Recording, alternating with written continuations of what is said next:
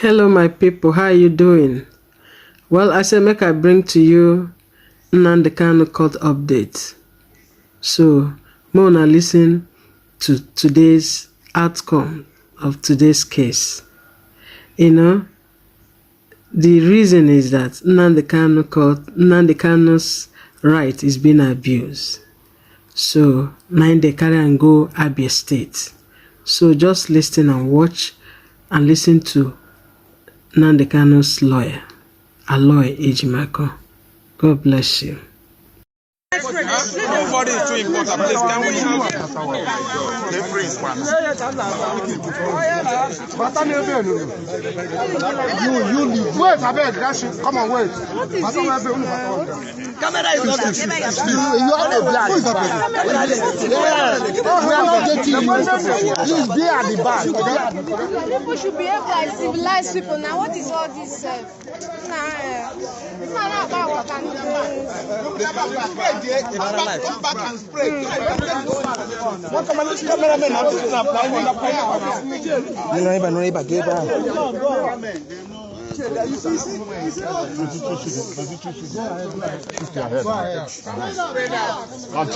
Continue. All right. First of all, I thank you all for being here to witness the proceedings today. My name is Aloy Ejimako. I'm a legal practitioner. I'm the special counsel to Nnamdi Kanu and the indigenous people of Abia. What we came here to do today is very serious. It's about the travesty of justice that occurred in Kenya in June last year. Somebody was asking me the definition of extraordinary recognition. I told him the closest definition or the closest synonym to it is abomination. It's an extraordinary abomination that occurred on 19th June, precisely 2021 in Kenya. You see, listen, I mean, this is very clear. We are not on a fishing expedition here. Nigeria made laws meant to be obeyed. There is one particular one that applies here, which I adumbrated in court very copiously to the Honorable Justice. That is called Article 12, Sub 4 of the African Charter on Human and People's Rights. When people hear of African Charter on Human and People's Rights, they begin to think, oh, it's an African law. No, it's a Nigerian law that was domesticated in 1983 by the National Assembly. It's just what is in the name. It's called African Charter. Article 12, Sub 4 of that charter prohibits unlawful expulsion of any African, including Nigerians, from any country in the continent of Africa. And by adoption of the laws of Federation of Nigeria in 2009, it became part of the fundamental rights of Nigerians. So when you go to a foreign country and kidnap, abduct, arrest, by whatever name you call that your misconduct, and take that individual from one country to the other without due process of law, you have violated that Article 12, Sub 4. It's a fundamental right. And what is the remedy? The remedy is you release that individual, you take that individual back to where you got him from and give him the due process of law. Nobody is, challenging or impugning the authority of the federal government of Nigeria to exercise criminal jurisdiction within the territory of Nigeria. But when you leave the territory of Nigeria, you must obey not only your own law, but the laws of that country where you found yourself. So the federal government went to Kenya in June last year, and not only did it disobey its own law, the one I just pointed out right now, it disobeyed the laws of Kenya that requires federal government to knock on the doors of the judiciary of Kenya and say, hey, look, there's an individual here we consider a fugitive, and we're interested in trying this individual in our court. Then the Kenyan court will ask questions, and they must give answers. Do you know why they didn't do that? Because they don't have a good case for extradition. Just they didn't have a good case for extradition in 1984, when they attempted to kidnap Umaru Diko. What is the difference between that of Umaru Diko and Mazi Nnamdi Kanu? Two differences. That of Umaru Diko was nipped in the bud. Vigilant British intelligence caught them in the act and prevented it from occurring. Second, they tried to commit it on British soil. That of Nnamdi Kanu, they succeeded, and they committed it on Kenyan soil.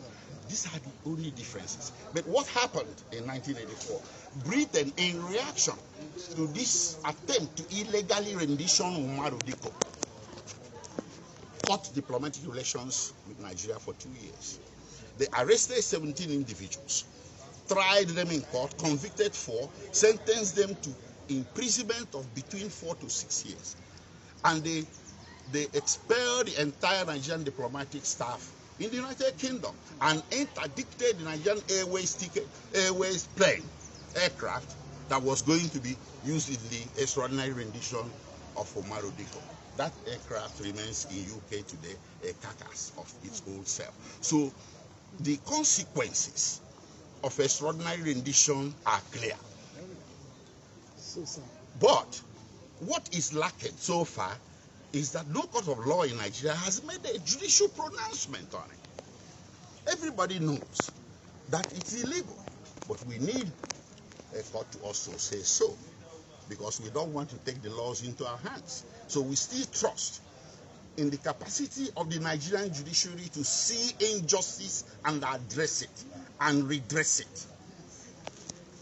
If Nigerian judiciary fails to redress and address this manifest injustice, it's going to put a big question mark on whether Nigeria is a democratic nation or not, ruled by rule of law, or is it rule of men and rule of brute force. So, Lead Counsel, if you prevail today now, where do you go from here? Well, if I requested for 8 reliefs.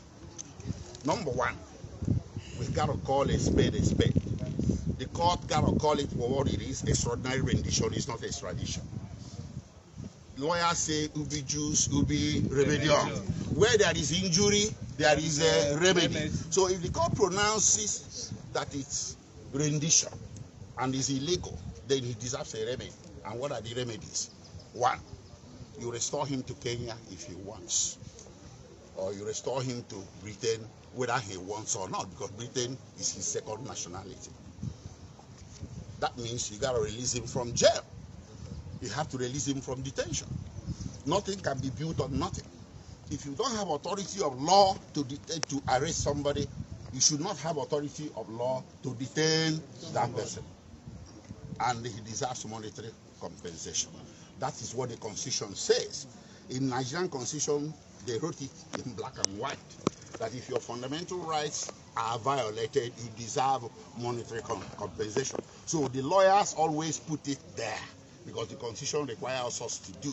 But sometimes I'm disappointed that members of the media will pick on that and say, Nnamdi Kanu is asking for 25 billion naira for his extraordinary rendition. That 25 billion naira cannot compensate him for what he went through. What Nnamdi Kanu is asking for is justice. Yes. And that justice lies in releasing him from detention and restoring him to Kenya or United Kingdom at his own option. And then you, as Nigeria, can proceed to Kenya and UK and file a proper process. Initiate the proper extradition process or proceedings to have him returned or extradited to Nigeria. Why are you afraid of that? Because you know, under the political offense exception, which protects self-determination. Self-determination is not regarded as a crime in any nation of the world, including Nigeria, under Article 20 of Nigerian law, that's Semi-African Charter. Article 20. Now, Kenya has a companion law. United Nations has a companion law. So when you take anybody to any court in any country in the world, and you tell that court, I want him in my country because he wants Biafra, they will tell you to go to hell. You're a kidnapper extraordinary, whether you are government or not. You're a rogue. You should not try anybody in court for wanting to not to belong, for wanting a separate nation. That's how Nigeria was founded, for God's sake, in 1960. Is it not? It's self-determination. That was how Midwest region was created in 1963. Is it not? Yes. That's how Nigeria lost Southern Cameroons to Cameroon. Is it not? Is that called referendum or plebiscite? And that's how Nigeria gained Adamawa, the former Sadona province of Cameroon, into northern Nigeria. So why should that of Biafra be different? It's only a crime in Nigeria. IPOB is only a terrorist organization in Nigeria, but not a terrorist organization all over the world. That needs to tell you folks something. That is why Nigeria dodged and went by night, ambushed Nnamdi Kanu and kidnapped him. We cannot take a government to criminal court and jail a government, but we can call a government to answer to the civil courts of this country. There are courts in this country, so Nigerian government must answer to this court. Like I argued before the court, upon what document did you arrest Nnamdi Kanu in Kenya? And upon what document did you bring him to Nigeria? Until they have answered that question, Nnamdi Kanu remains a person that was kidnapped by state action, by the Federal Republic of Nigeria, and that will not stand in law and in fact. Thank you. Thank you.